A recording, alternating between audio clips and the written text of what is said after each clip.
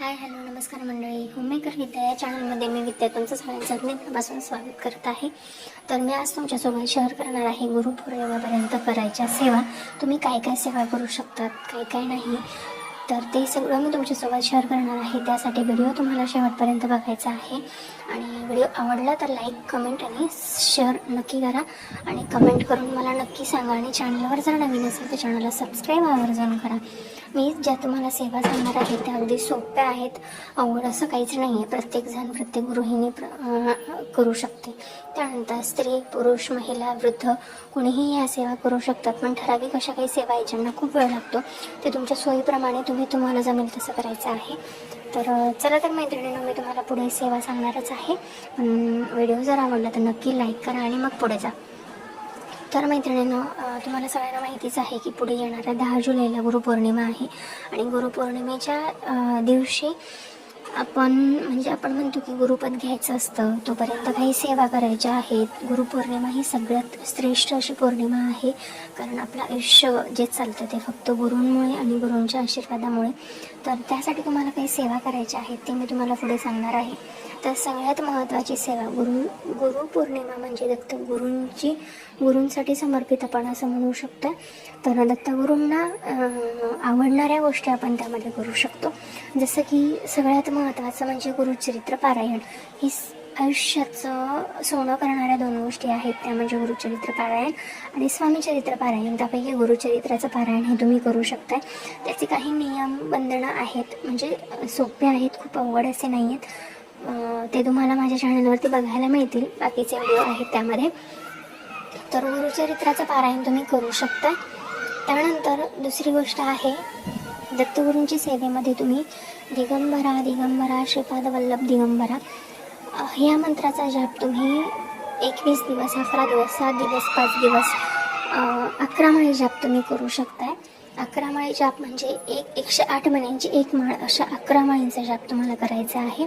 त्यामध्ये मंत्र तुम्हाला म्हणायचा आहे दिगंबरा दिगंबरा श्रीपाद वल्लभ दिगंबरा हा मंत्र तुम्ही म्हणू शकता. त्यानंतरची दुसरी सेवा आहे ती म्हणजे स्वामीचरित्र पारायण. स्वामीचरित्र पारायण हे स्वामी समर्थांसाठी आहे.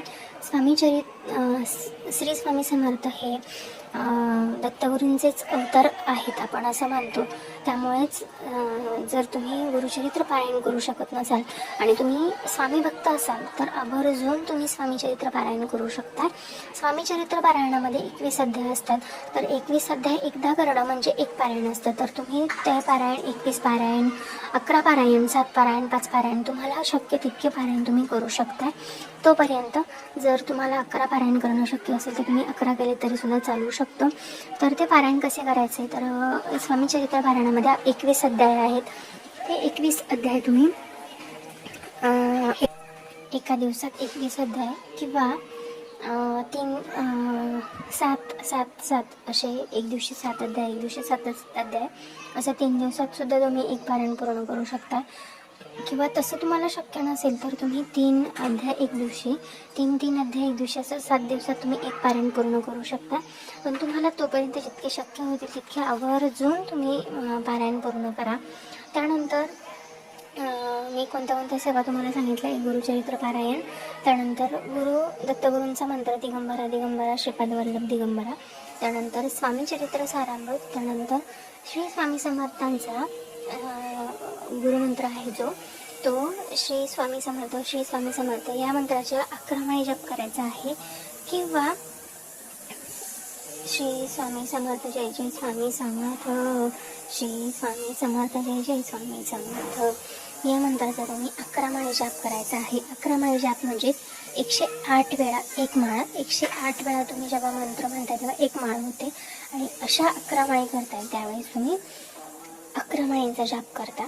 तर तुम्ही या 4 गोष्टी करू शकता. त्याचबरोबर तुम्ही अजून एक गोष्ट करू शकता. तुमच्याजवळ जर एखादं औदुंबराचं झाड असेल, म्हणजे उंबराचं झाड असेल, तर त्याला रोज सकाळी पाणी, जल अर्पण करायचं आहे आणि फुल अर्पण करायचं आहे आणि त्याची पूजा करायची आहे. कारण असं म्हणतात की औदुंबराच्या झाडाजवळ म्हणजे दत्तगुरूंचा वास असतो. जिथे औदुंबराचं झाड आहे तिथेच स्वामी समर्थांचा किंवा दत्तगुरूंचा वास आहे असं आपण समजतो. त्याच वृक्षाला गुरु स्थान दिलेलं आहे आपण.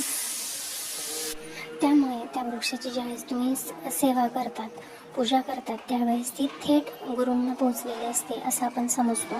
त्यामुळे ह्या ज्या मी तुम्हाला सेवा सांगितलेल्या आहेत त्या आवर्जून करा. तुम्हाला काही नाही जमलं तर श्री स्वामी समर्थ, श्री स्वामी समर्थ हा मंत्र अखंड जाप करत राहा. देव फक्त इतकं बघत असतो की तुमची सेवा करायची इच्छा आहे की नाही आहे. तुम्ही कोणती सेवा करताय, कोणती सेवा नाही करत आहे याच्याशी देवाला घेणं देणं नाही आहे. फक्त तुम्ही मनापासून कोणती सेवा करताय यावरती देवाचं लक्ष असतं. त्यामुळे तुम्ही जास्तीत जास्त सेवा करण्याकडे भर द्या. तर चला तर मग आजचा छोटासा व्हिडिओ तुम्हाला आवडला असेल त्या व्हिडिओला लाईक करा, शेअर करा आणि चॅनलवर जर नवीन असाल तर आवर्जून सबस्क्राईब करा. आणि मी तुम्हाला पुढे जी मांडणी दाखवलेली आहे ती मी 11 गुरुवारसाठी केलेली आहे.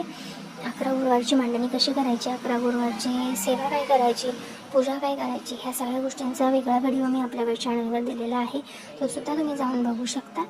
चला तर मग भेटूया नेक्स्ट व्हिडिओमध्ये नवीन काहीतरी घेऊन. तोपर्यंत स्वस्त राहा, मस्त राहा, स्वतःची काळजी घ्या. श्री स्वामी समर्थ.